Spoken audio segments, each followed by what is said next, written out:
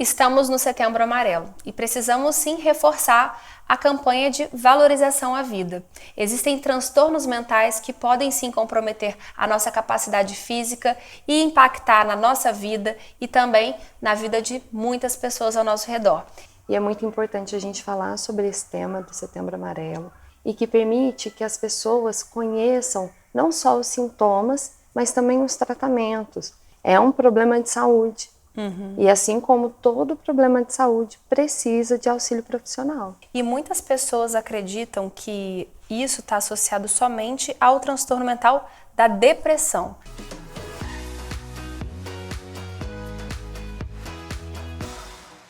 Estamos no Setembro Amarelo e precisamos sim reforçar a campanha de valorização à vida. Existem transtornos mentais que podem sim comprometer a nossa capacidade física e impactar na nossa vida e também na vida de muitas pessoas ao nosso redor. E para esclarecer esse tema, a Marina, que é uma querida amiga e psiquiatra, está aqui para contar sobre a campanha do Setembro Amarelo, sobre transtornos mentais, como identificar. Muito obrigada por você estar aqui com a gente hoje. Olá, Lívia, muito obrigada pelo convite. E é muito importante a gente falar sobre esse tema do Setembro Amarelo e que permite que as pessoas conheçam não só os sintomas, mas também os tratamentos. Que quando a pessoa está em sofrimento é muito difícil ela enxergar o fim, a melhora, a retomada daquela vida. E a partir dessa campanha as pessoas conseguem conhecer isso. Verdade, reconhecer isso, né? E entender que muitas vezes é transitório, né, Marina? Sim, sim, é transitório. Alguns transtornos mentais, assim. Sim. A partir do momento que a gente consegue identificar, o mais precoce possível, é mais fácil de tratar, é mais fácil da gente ter a remissão desses sintomas. Tanto do quadro depressivo, do transtorno de ansiedade e todos os outros transtornos mentais. E conta pra gente como que surgiu a história do Setembro Amarelo. O que aconteceu para essa campanha ser, assim, ter essa dimensão mundial? Sim, em 1994, lá no Colorado, nos Estados Unidos, uma família perdeu um rapaz de 17 anos que cometeu o autoextermínio e ele foi encontrado dentro do seu carro, que era um Mustang amarelo. A partir desse momento, a família começou a criar uma campanha ali na redondeza para auxiliar essas pessoas que estavam em sofrimento. A partir de então, essa campanha ela foi ganhando proporções maiores até que foi adotada pela OMS em 2003 e pela ABP aqui no Brasil em 2015. Entendi. E aí essa campanha ganhou essa dimensão tão grande, né? Pra gente poder falar da valorização da vida. E aí a gente consegue também perceber o quanto o sofrimento ele existe realmente. Não é uma criação ou não é que você está sendo fraco, longe disso. É um problema de saúde. E assim como todo problema de saúde, precisa de auxílio profissional. É verdade. E muitas pessoas acreditam que isso está associado somente ao transtorno mental da depressão. E a gente tem outros transtornos mentais que está relacionado, né? Sim, o sofrimento em si que pode, né, levar a pessoa a pensar em acabar com a própria vida, a planejar isso, não é somente a depressão. Vários outros transtornos, como a própria dependência química, o transtorno afetivo bipolar, existe essa possibilidade, não só quando a pessoa está em sofrimento no quadro depressivo, porque às vezes, por exemplo, no quadro de mania, a pessoa pode ter um comportamento muito exaltado, com prejuízo de crítica, e acabar tendo um impulso suicida ou um comportamento de risco mais intenso, que, por consequência, leva ao final da vida. Entendi, entendi. E a ansiedade pode levar à depressão também? Pode. A ansiedade, quando ela não é tratada, acaba que a pessoa ansiosa, ela vai experimentando pensamentos negativos, começa a evitar alguns locais por conta dos episódios de ansiedade, começa a ter uma angústia que a longo prazo isso vai se confundindo com tristeza. Então, o quadro de ansiedade, ele pode sim evoluir para um quadro depressivo quando não tratado, quando negligenciado. Uhum. E em relação à depressão, existem pessoas que são mais suscetíveis a ter depressão ou isso não tem nada a ver? Sim, existem. Mulheres têm uma propensão maior a desenvolver o quadro depressivo, todos os transtornos mentais, que na verdade os transtornos de humor, como ansiedade e depressão, a mulher tem uma probabilidade maior. E também pessoas que passam por situações, por exemplo, de trauma, desastres da natureza, dificuldades em relação a financeiro, a genética pode estar interferindo. O sofrimento mental ele é multifatorial, Entendi. né? Então não tem uma causa, é uma soma de fatores.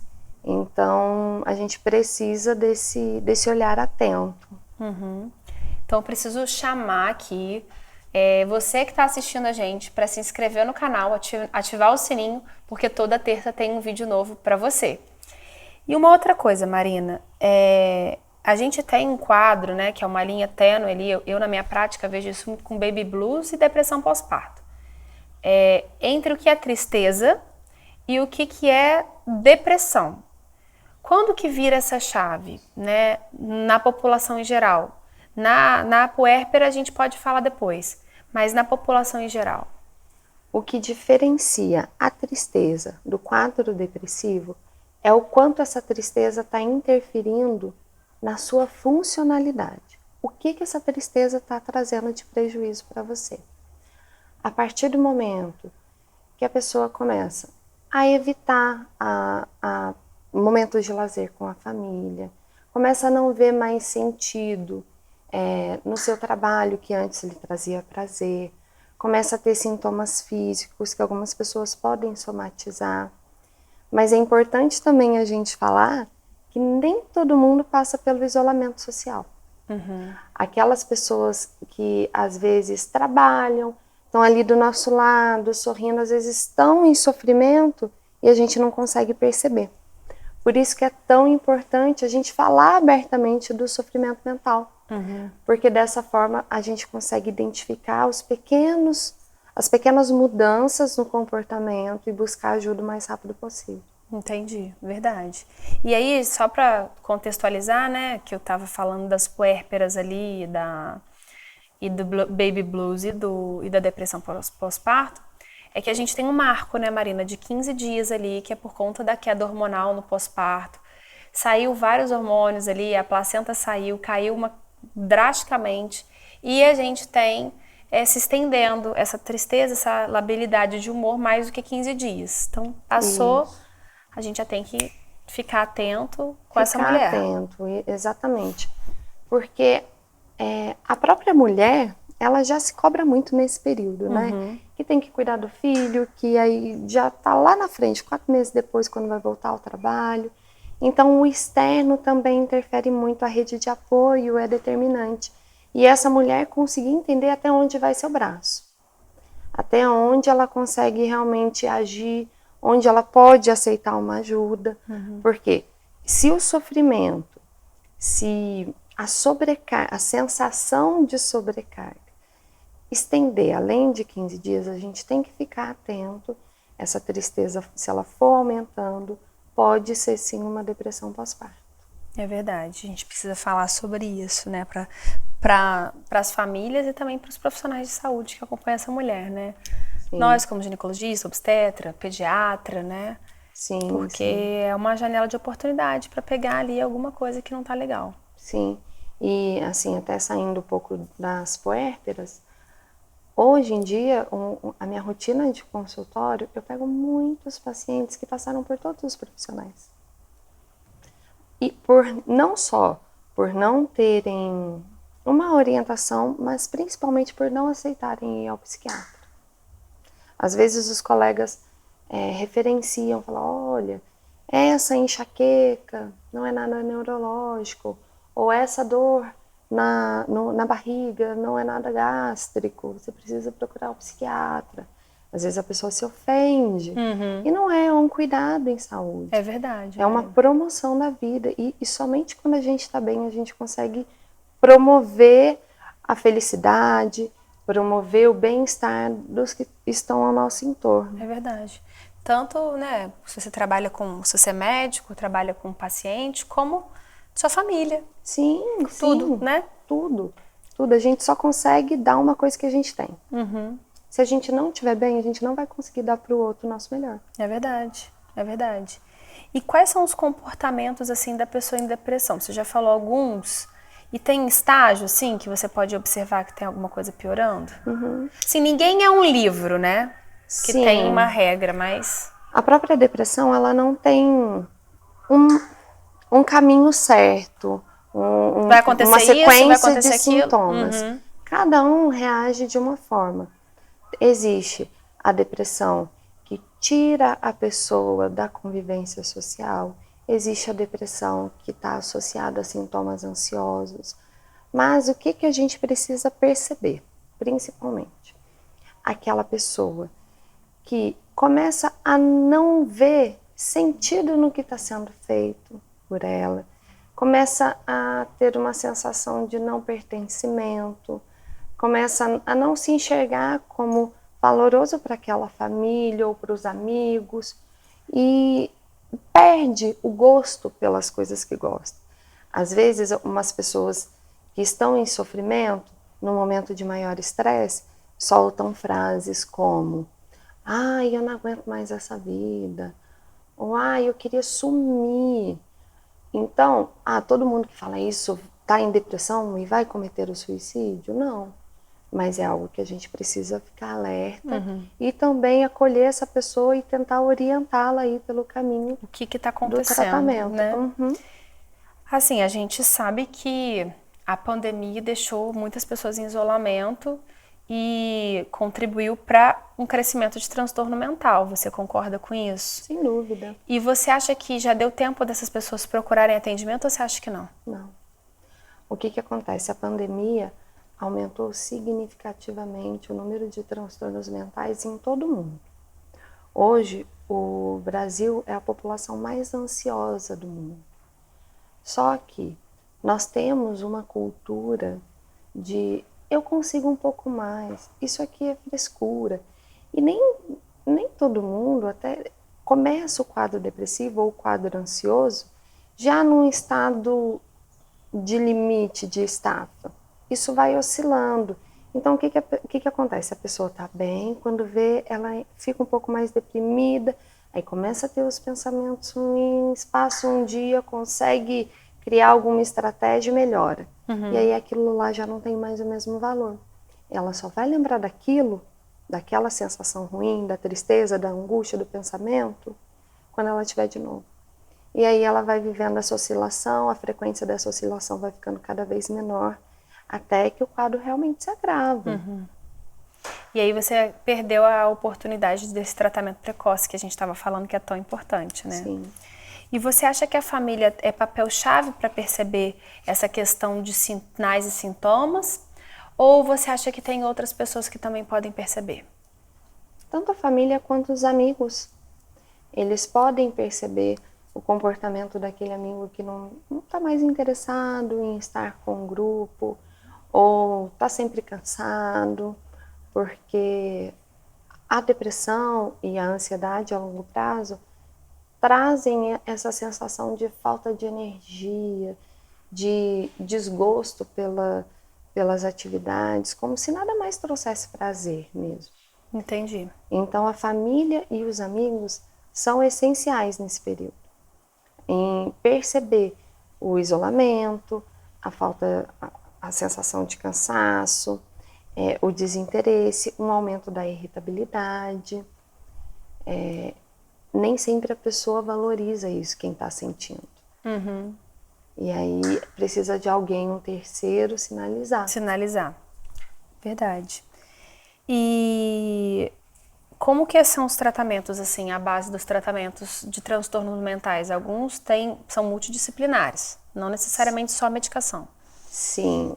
O que acontece? O tratamento psiquiátrico, né, o tratamento do transtorno mental, assim como a sua causa, a causa é multifatorial. O tratamento precisa ser multidisciplinar. É necessário que a pessoa faça um acompanhamento com o psicólogo, mude o contexto de vida no sentido de realizar uma atividade física, melhorar a qualidade do sono, fazer o uso das medicações conforme prescrito, melhorar a qualidade da alimentação também, que nem todo mundo dá valor, Verdade. Mas faz muita diferença. Mas algumas pessoas não têm condição no início do tratamento de realizar atividade física, mas depois de um período, com o uso da medicação, ela vai se estabilizando e essa condição vai chegar. Porque essa cobrança também pode gerar um sofrimento maior e um aumento maior ainda da sensação de incapacidade. É verdade, Marina. É verdade. Então tem que ser tudo muito bem tateado, por isso a importância de procurar o profissional. É verdade. Uma das coisas que a gente observa é que colegas, amigos, até familiares, quando tem uma pessoa em sofrimento ali, até com alguns sinais de depressão, eles tentam meio que ajudar, dizendo, não fica assim, sua vida é ótima, você tem saúde, você tem não sei o quê, você não passa dificuldade. E essa é uma fala que muitas vezes ela não é bem-vinda nesse momento para essa pessoa que está passando por esse sofrimento, né, Marina? Não é, porque é um problema de saúde. Eu sempre tento relacionar no consultório, principalmente quando eu atendo a família, que vem com esses questionamentos. Mas essa pessoa ela não tem nenhum problema, ela tem uma vida financeira estabilizada, ela tem filhos lindos, ela tem um bom emprego. Eu sempre uso como exemplo outro problema de saúde. Por exemplo, se uma pessoa tem pressão alta, e aí ela está fazendo o que pode ali, o que dá para fazer dentro das condições dela, para estabilizar essa pressão. Alguém chega para ela, eu não acredito que você está com a pressão alta. Você tem tudo de bom, você não consegue estabilizar essa pressão, não? Manda no seu corpo. Então, o que as pessoas têm que entender é que não é uma simples tristeza, não é um simples sofrimento, é um problema de saúde. Então, tudo que a gente vai falar para uma pessoa que está em sofrimento, para qualquer outro problema de saúde, a gente fala para quem tem depressão e ansiedade. O que a gente fala? O que eu posso fazer para te ajudar? Você quer que eu te escute? Tem alguma coisa que a gente pode... Vamos no médico, vamos no psicólogo. É isso, essas palavras que, tudo bem, normalmente são para ajudar, na realidade elas atrapalham porque elas pesam ainda mais a sensação de incapacidade, de inutilidade, que a pessoa já tem. Já está se sentindo assim, né? Tá certo. Gente, eu adorei nosso tema, nossa abordagem, viu? Obrigado pela sua participação, acho que a gente conseguiu levar algumas informações que valem ouro aí para as pessoas, né? Com certeza. E que o nosso vídeo consiga atingir as pessoas que estão em sofrimento, que nesse momento do sofrimento a pessoa não consegue enxergar o fim. É verdade. Não consegue enxergar a solução, o bem-estar, mas é possível. É verdade, Marina, é verdade. Então, gente, toda terça-feira tem um vídeo novo no canal. Se inscreve, ativa os sininhos e compartilha esse vídeo aí com quem você acha que pode estar precisando dessas informações. Momento Moderna. Toda terça-feira um vídeo novo aqui no canal. Se inscreva, ative o sininho e fique por dentro de todas as novidades. Um oferecimento Drogaria Moderna. Há mais de 50 anos, trabalhando com dedicação para oferecer o melhor para a sua saúde e bem-estar.